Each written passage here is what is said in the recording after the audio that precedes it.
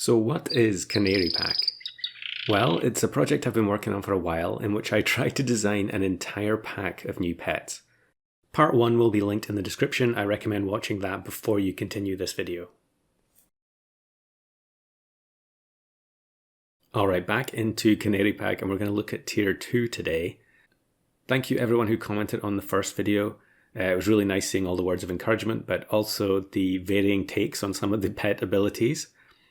Now, I should have said in the first video that it's almost guaranteed there are going to be broken or unbalanced pets in here. You know, there's no playtesting going on at all, and a lot of the numerical values I've just made up off the top of my head. And the pet that I think drew some criticism from video 1 was the guppy. Maybe I have not thought this through completely, so it's perfectly possible that this is way too strong for Tier 1. But I don't think that's necessarily a big deal. I think what I'll probably do is, over the course of the remaining videos, any pets that are identified as being way too strong, at the very end I'll probably do a wrap-up video where we go back and try and correct some of the problems that have been discovered as we go. And I also actually have some bonus pets at the bottom here that were cut from the pack, so we can look at their abilities in that final video as well. So on to Tier 2 then. And I guess we'll start with the food, just like in video 1. So the first thing you'll notice here is we've got milk. And I felt like it wasn't really worth trying to create another new food that gave +1 attack and +1 health when we already have milk in the game. And it also saved me finding another piece of artwork to represent another food. Next up we've got blackberry, which gives a pet ink. So this is the, I guess, equivalent of wall chicken, which gives weakness. Now wall chicken does also give stats, but because I was making some changes to the way that the ailments are used, there are going to be more benefits for using ailments on your own pets. I felt like I didn't want to give additional stats for any of these food items. But obviously that would be something that would be very easy to tweak down the line. And then this other new food is the papaya, which is swap places with the nearest friend behind on start of battle. So this basically allows you to give the sea dragon's ability to any pet, or at least the swapping part. It's not going to gain any health, but you will be able to swap adjacent pets. And as we go, I'm sure you'll spot ways that you can use this perk to your advantage, but I think the easiest example I can think of would be in customs. If you had 2 hawks, you could use this to make them both target the same enemy. So onto the pets now, and I think I'm going to go through these slightly out of order, just like the previous video. And we'll start near the end here with the sugar glider. Since we're just talking about swapping, the sugar glider is the reverse of the sea dragon. So at start of battle, swap places with the nearest friend ahead and gain +2 attack. So there were some comments mentioning that a lot of the Tier 1 pets give health. Well, a lot of the Tier 2 pets are focused on attack. And I guess if you were rebalancing this pack, you would have a lot of options in terms of switching pets between Tier 1 and 2 to try and even that out a bit more. And another pet that's going to be able to boost its own attack is the vampire squid here. Start of battle, remove 3 health from the opposite enemy and gain it as attack. Double if inked. Now this is something I really wanted to add. Conditions on particular pets that are going to give them a benefit if they have a specific ailment. So we introduced the blackberry, which allows you to buy ink from the shop.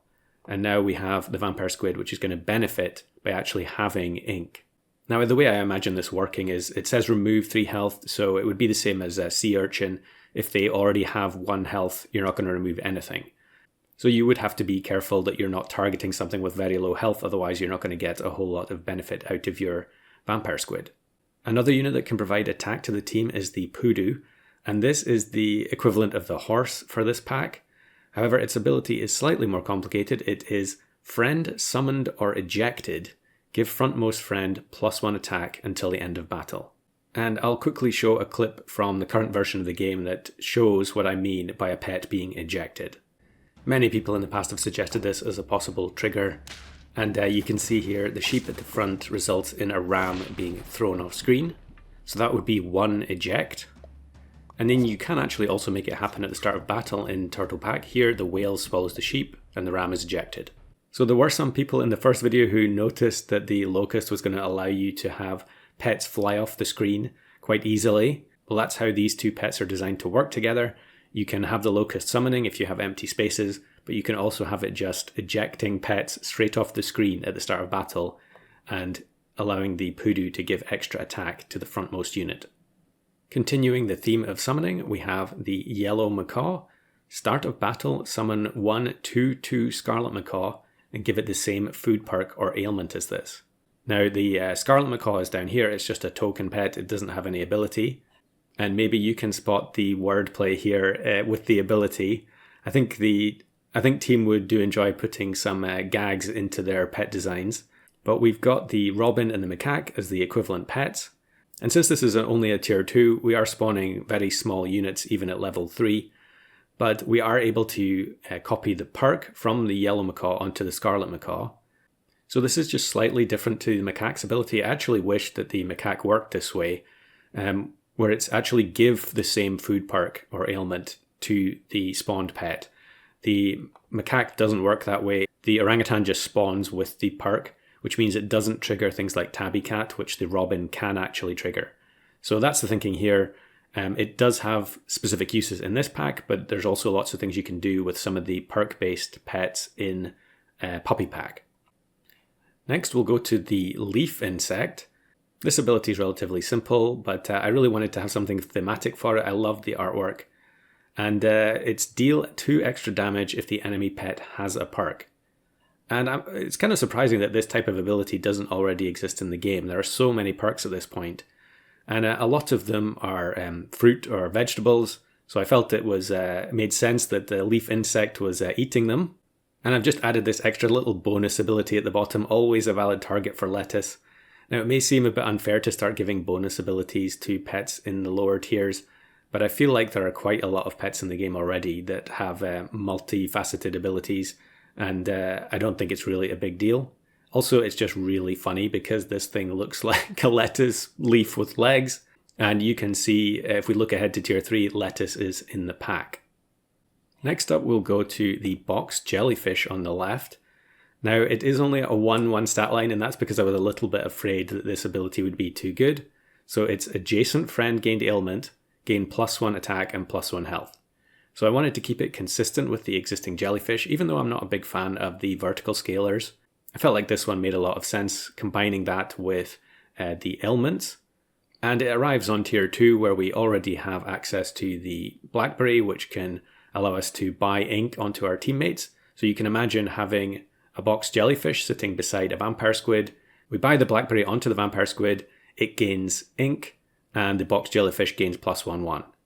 And of course you could double that up if you had 2 of these jellyfish, put them one on either side of the vampire squid, then you're getting double the value. And of course there are other pets in the game already that benefit from ailments. Not that many of them, to be honest, but the whale shark is one, so you could imagine in customs putting a whale shark beside a box jellyfish and getting extra value every time you buy a perk that gives an ailment. Next up is the Midas Tamarin, and this is where we start the gold generation archetype. I think tier 2 is appropriate for that, given that Swan has been tier 2 since the beginning of time. So it's a 2/3 stat line. Maybe that's a little bit too high for a gold generator, but we're not just getting the gold for free, we actually have to work for it a bit more. So it is friend gained perk or ailment, gain +1 gold on the next turn. Works 1 time per turn. So that means if we buy any of these early game perks, the honey, papaya, or the blackberry, which gives the ink, then we're going to get 1 gold back on the following turn. And that allows you to make things like paying for ink a bit more cost effective. But clearly it's going to also synergize with things like the macaw, which is going to give a perk during the battle. So we can potentially earn gold both in the shop and during the battle to make our gold generator just a little bit more interesting. So just 3 pets left in the tier. We're going to look at the coyote next, and maybe you can guess what this ability is going to be. I just couldn't resist with this one. Coyote, faint, eject 1 coyote, and summon a 2/1 roadrunner. Now maybe some of you are too young to remember the cartoons that this is referring to, but it was just too perfect, so I had to do it. Now the roadrunner is down here, it's one of the tokens, but it does actually have an ability. I think for a while I actually had it in tier 2, but I decided it made more sense as a spawn. So before attack, jump to the back and gain +1 attack and +1 health, works 2 times per battle. And really this is just supposed to be a thematic ability where it's running away from the pet that's trying to attack it on the opposing team. So 2 more left. We'll go to the pheasant next. And with this one, I wanted to use something that's been added to the game with Unicorn, and that is to be able to remove a pet completely instead of fainting it. So start of battle, remove this and give 2 random friends +1 attack and +1 health. And we've got Moby Dick as the related pet, which if you're not aware, its ability is to remove itself from the team at the start of battle. And that is very interesting because it synergizes with pets like Macaque and Robin in that it completely vacates a space for these pets that otherwise would require a 4 squad. So that means we can actually play Pheasant with Macaw, even though we have 5 pets on the team, and they will still work, as long as the attack order is correct. So now we'll move over to the build demonstration screen, and I'll show how I would expect these pets to work. Alright, here we are on my super sophisticated build demonstration screen, and we've got 2 example teams set up using only tier 2 and tier 1 units.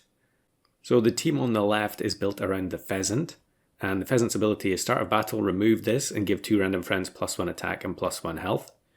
So this is useful for actually playing a 5 squad when you have pets like the Macaw that need to spawn pets into an empty space. So the Pheasant works the same way as Moby Dick, and removing itself will mean that the space is actually vacated completely, unlike a pet that faints at start of battle. A pet that faints at start of battle will block Robin and Macaque, but Moby Dick does not. But the Pheasants are also there to provide a decoy for opposing start of battle abilities. So in the front here we have the Vampire Squid, which is going to try and remove health from the opposite enemy. But because the Pheasants are going to remove themselves from battle, it doesn't really matter if they lose any health. We also have the Rain Frog here at the back, which can give an ailment to a random pet. Let's assume that it's nighttime. And if one of those ailments hits the Pheasant, it's not going to matter because the Pheasants are going to remove themselves again. So let's just play it out for the left-hand team. The Pheasants both disappear. They provide the buffs to the remainder of the team. Now that there's empty spaces, the 2 start of battle pets can attempt to summon. So the Yellow Macaw brings in the Scarlet Macaw, and the Locust spawns another Locust. Now, if we double check the Locust's ability, it's actually to summon 2 Locusts. So a second Locust is going to be ejected off screen. And that is going to trigger the Poodoo, which is friend summoned or ejected, give frontmost friend +1 attack until the end of battle. So there's been 2 summons and 1 eject, so that means +3 attack to the Scarlet Macaw at the front, which gives it a better chance of knocking out the opposing pet. Alright, that just leaves the last pet on tier 2, and that is the Elephant Shrew. And just like the last video, it's going to be our detect pet on this tier. Before battle, detect, hurt, or summon, transform into an elephant. If not, transform into a shrew. So there are a few things here that I wanted to include. Before battle is now the way that they describe the food perks that trigger before start of battle. So pie and pancakes, they go off before all start of battle abilities. And I think it's only logical that we start adding some pets that actually trigger before everything else. And that will become apparent why we want to do that when we go further down the tiers. But for this one, it actually has to be before battle because the Shrew's ability is start of battle. So the Elephant Shrew would have to transform first in order for the Shrew's ability to go off. But mainly this ability is because I wanted to have a way to trigger hurt pets, and I didn't want to just create a copy of the elephant in the early tiers. So this is kind of an awkward way to get access to it. But also I think it would just be kind of fun and challenging to come up with team builds that would actually benefit from either having one of 2 pets in the same slot. Admittedly, the Shrew on tier 1 isn't the most useful pet, but I felt like the joke was just too good to pass up with this one. So that's tier 2 done. Hopefully it delivered on the promise that it was going to be more interesting than tier 1. But in the next video, we're going to look at tier 3. We're going to take some of the concepts from tiers 1 and 2 and build on them even further.